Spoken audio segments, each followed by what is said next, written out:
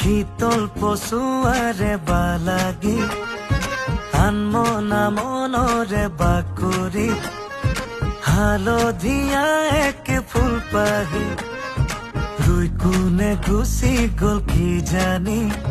প্ৰতি অনুভৱ যেন ৰঙীন গুচ কৰি ফাগুনৰ আবেগ তুমলি বসন্তৰ আগমন তোমাৰ আৰু মোৰ মন কি যে বতাহৰ খেলি